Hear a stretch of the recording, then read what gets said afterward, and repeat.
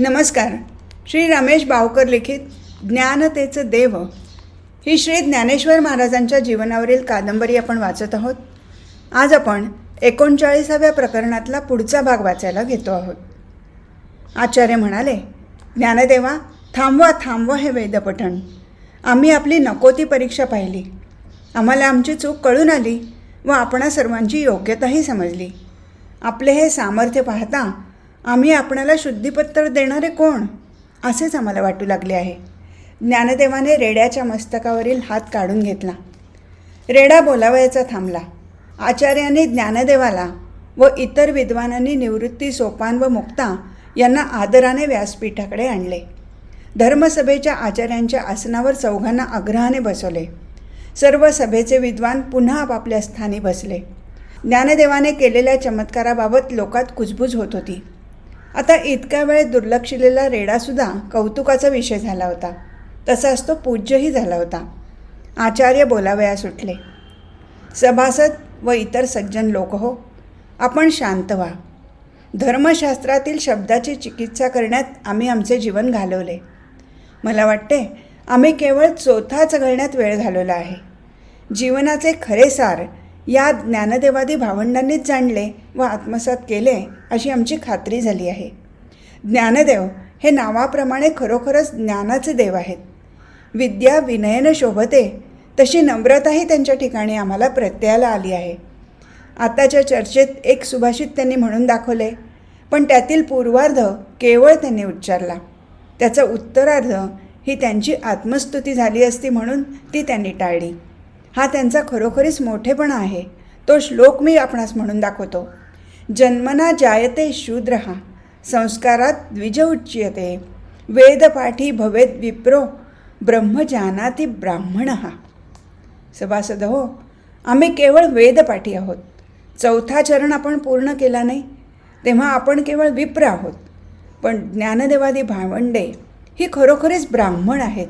ज्ञानदेवादी भावंडांची योग्यता पाहिल्यावर त्यांना आम्ही शुद्धीपत्र देऊन समाजात सामावून घेणारे कोण असाच प्रश्न आम्हाला पडला आहे. मी व्यक्तिशः त्यांची क्षमा मागतो. असे म्हणून आचार्य ज्ञानदेवांना नमस्कार करण्यासाठी वाकू लागले. तोच ज्ञानदेवांनी पुढे होऊन आचार्यांना उठवले. ज्ञानदेव म्हणाले, आचार्य व ब्रह्मवृंद हो, आपला मान व योग्यता मोठी आहे, यात काहीच शंका नाही. आपण आम्हा बालकांना आधार दिलात, यातच आम्ही सर्व काही मिळवले आहे. आपणा श्रेष्ठींकडून आम्हाला मान्यता मिळावी एवढाच हेतू होता, तो सिद्धीस गेला. आपण तेवढे शुद्धीपत्र आम्हास द्यावे म्हणजे आम्ही अलंकापुरी परत जाऊ. सर्व सभेतून शब्द उमटले, साधू साधू साधू. सर्वांना शांत राहण्याविषयी विनंती करून आचार्य पुढे म्हणाले, ज्ञानदेवादी भावंडांना उदयिक शुद्धीपत्र दिले जाईल. त्यांचा तसा आग्रह असल्याने आम्ही शुद्धीपत्र तयार करतो. त्याचा त्यांनी स्वीकार करावा हीच आमची त्यांना विनंती आहे. सभा संपली. सभा सुरू होण्यापूर्वीच्या वातावरणात व आत्ताच्या वातावरणात आमूलाग्र बदल झालेला होता.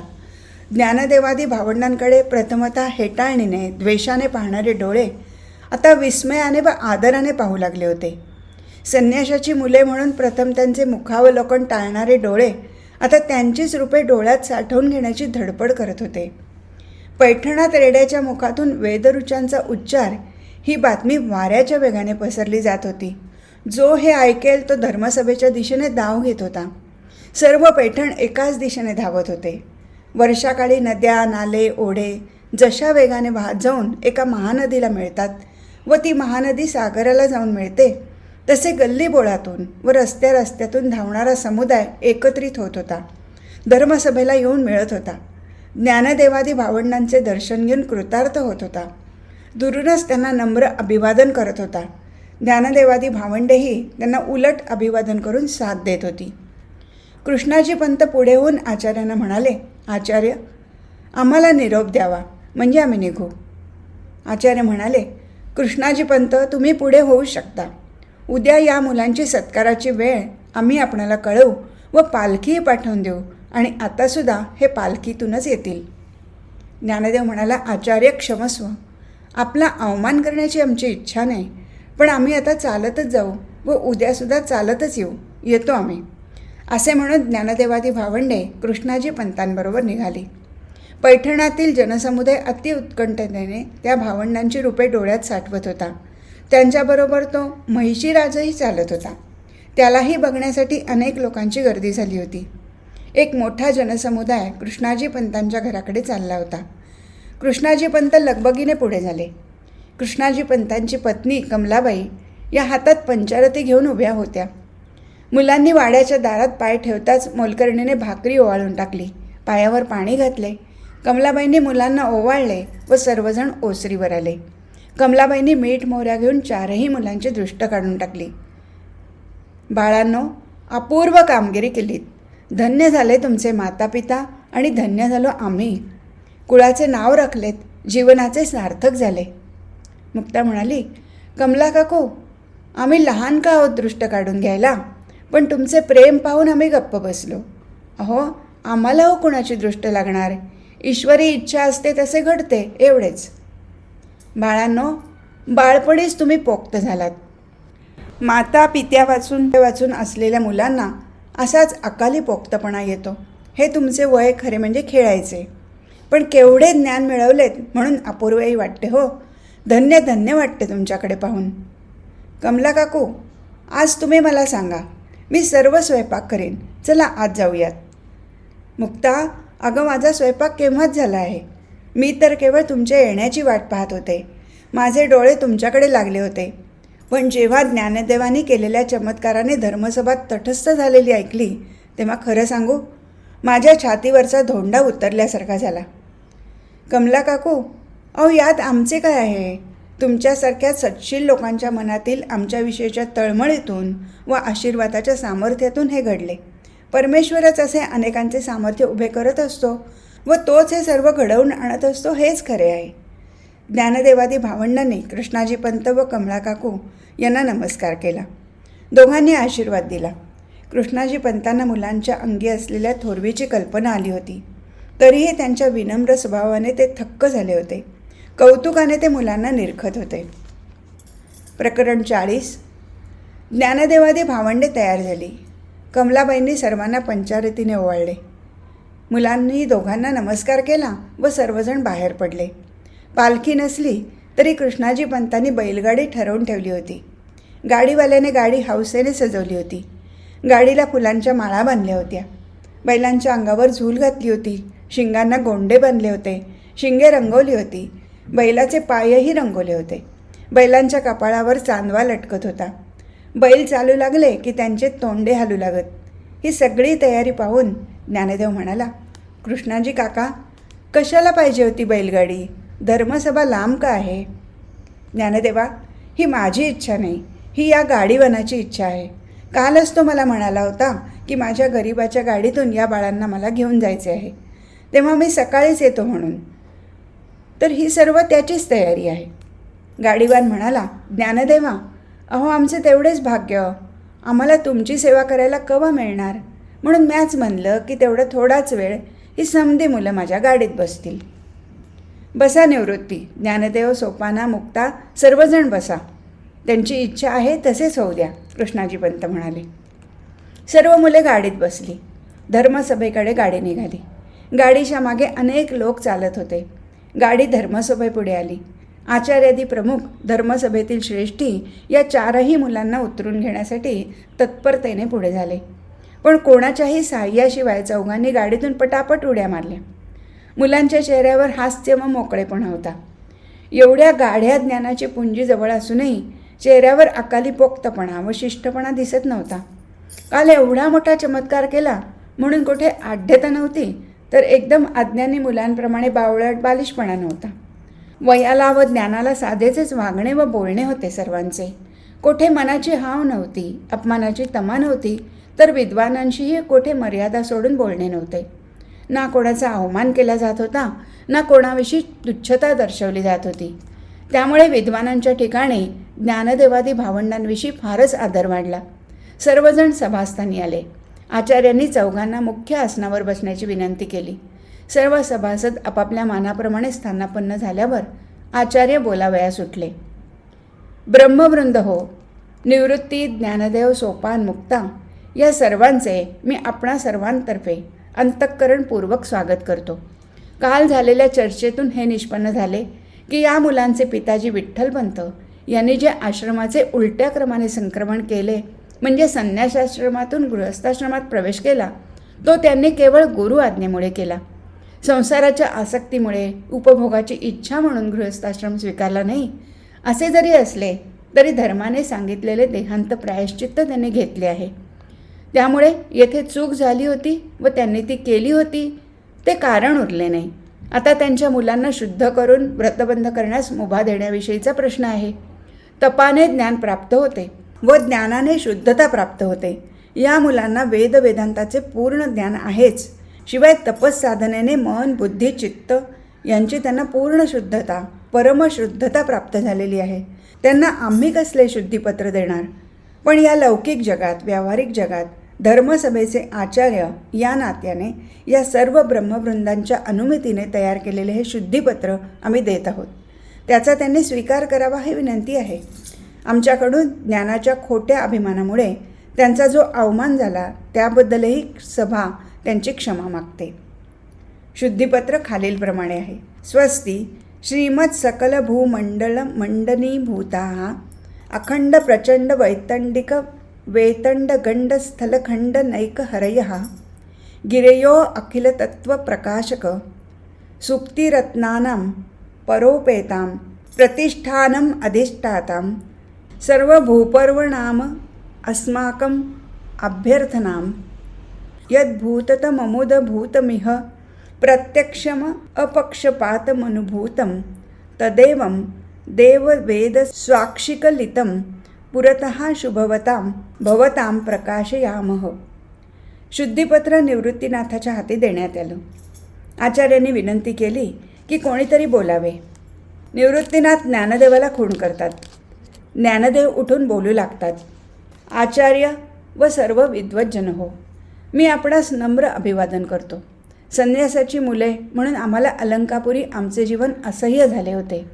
तेथील ब्रह्मवृंदांनी शुद्धीपत्राचा आग्रह धरला व शिवाय दैनंदिन जीवन सुसह्य व्हावे व समाजाकडून आम्हाला मानवतेची वागणूक मिळावी एवढ्याच अल्प अपेक्षेने आम्ही आपणाकडे आलो होतो.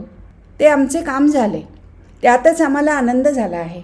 धर्मशास्त्राचे नियम हे समाज सुस्थितीत राहण्याला अगदी प्रमाण आहेत, पण त्याच्या आधारेच धर्मसभेने मानवतेच्या दृष्टिकोनातून चुकलेल्यांना थोडी बहुत शिक्षा करून समाजात सामावून घेतले पाहिजे. अन्यथा त्यांना कोणाचा आधार असणार आहे? याच तत्वाचा विचार करून उच्च नीच वर्णीयांमध्ये ज्या ज्यावेळी संकर झाला त्या त्यावेळी समाजाने त्यांना बहिष्कृत न करता समाजात सामावून घेतले आहे आणि म्हणून अनुलोम प्रतिलोम जाती निर्माण झाल्या. म्हणून माझी धर्ममार्तंडांना विनंती आहे की त्यांना प्राप्त असलेल्या अधिकाराचा समाज घडणीसाठी, सर्व मानवांचे जीवन सुसह्य होण्यासाठी उपयोग करावा.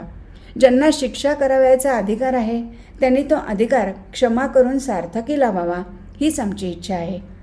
ज्ञानदेवाचे संक्षिप्त पण अगदी योग्य उत्तर ऐकून सभासदांनी संतोष व्यक्त केला.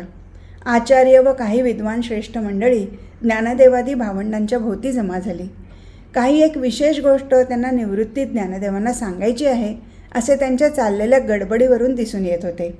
शेवटी सर्वांच्या आग्रहाने आचार्यांनी सभा संपल्याचे जाहीर केले व निवृत्ती ज्ञानदेवाजवळ जाऊन ते म्हणाले, निवृत्ती ज्ञानदेव, सोपान, मुक्ताबाई, आम्हा धर्मसभेतील सभासदांची तुम्हाला अशी विनंती आहे की तुम्ही मुलांनी मुंजी करून घेतल्या तरी चालतील, पण पुढे तुम्ही संसाराच्या भरीला पडू नये.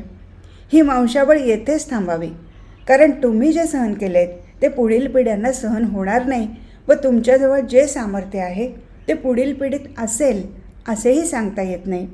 पण समाजात एका नव्याच जातीची वाढ होत जाईल, म्हणून आम्ही तुम्हाला विनंती करतो की तुम्ही तुमचे आयुष्य ईश्वर भक्तीमध्ये व्यतीत करावे.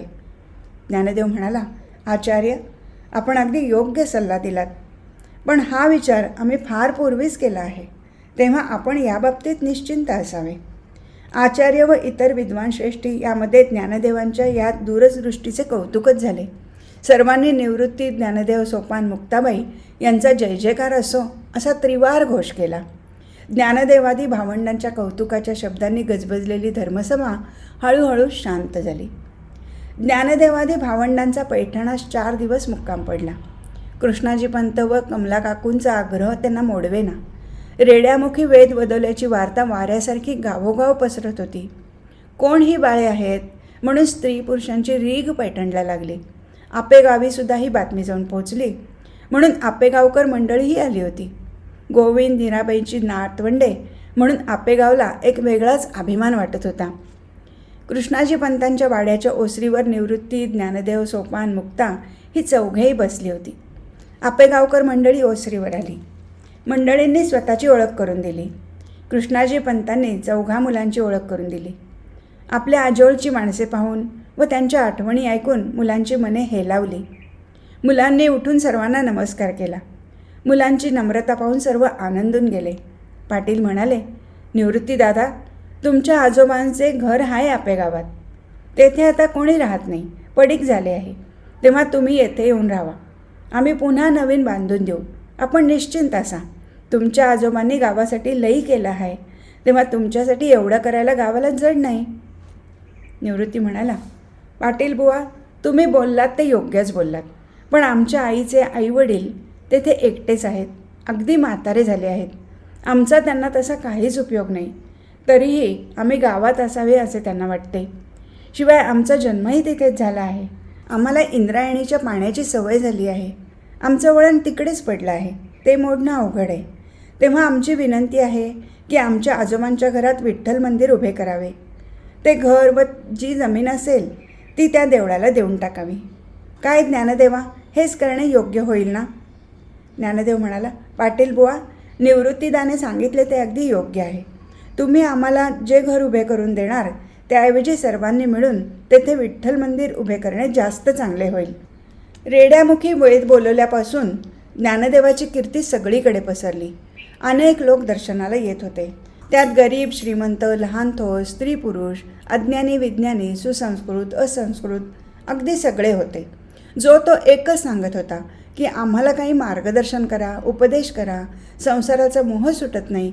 परमार्थाची वाट चालण्याची इच्छा आहे, पण पाय उचलत नाहीत. या संसारात कसे वागावे समजत नाही. सुख कशात आहे व दुःख कशामुळे होते हेही कळत नाही. तेव्हा काय करावे? कोणाला शरण जावे? कोणाचा उपदेश घ्यावा? ज्ञानदेवाने निवृत्तीनाथाकडे पाहिले. निवृत्तीने ज्ञानदेवाचा आशय जाणला. आपल्या कार्याची मुहूर्तमेढ रोवण्यास ही सुवर्णसंधी आहे.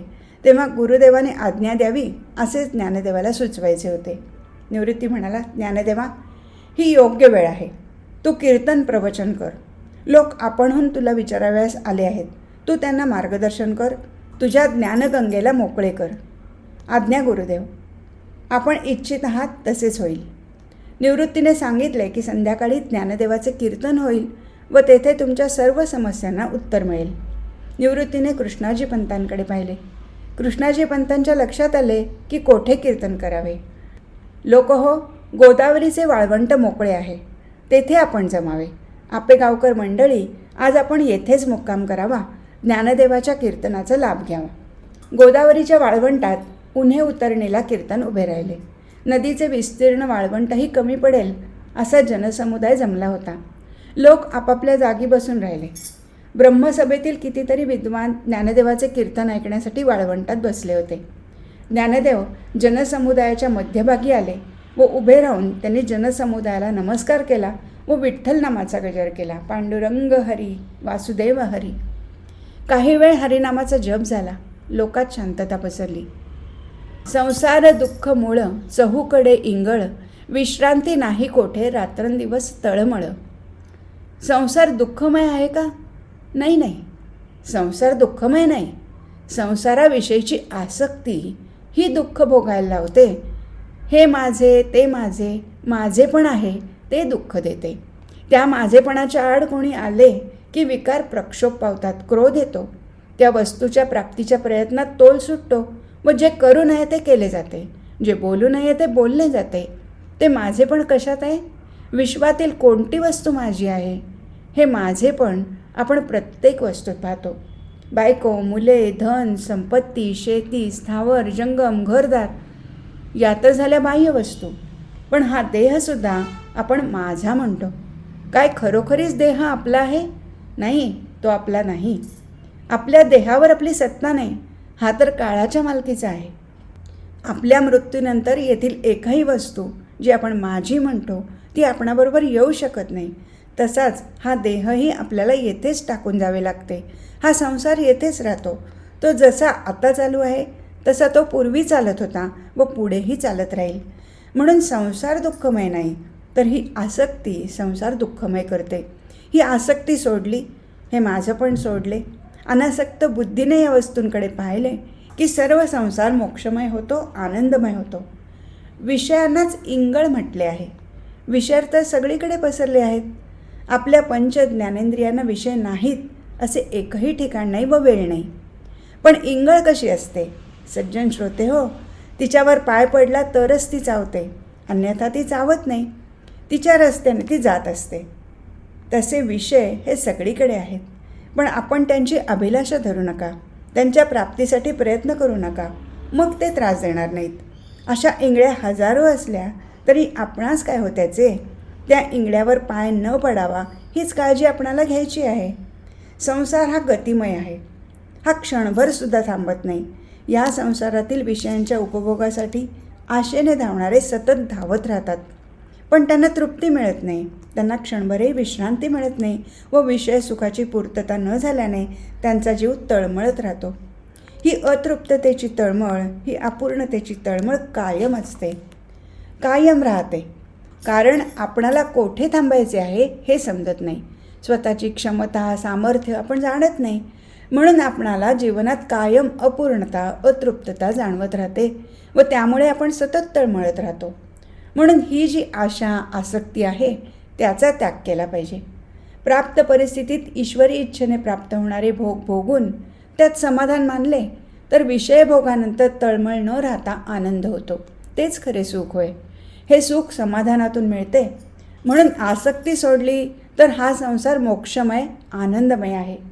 काम क्रोध लोभ शुनी पाठी लागले ओढाळ, कोण आता शरण जाऊ दृष्टी देईल निर्मळ.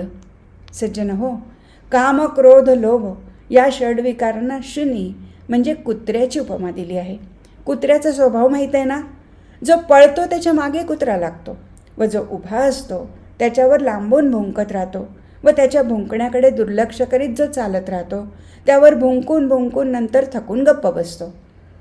तसे जे आसक्तीने पळत असतात त्यांच्या मागे हे षड्विकार लागतात.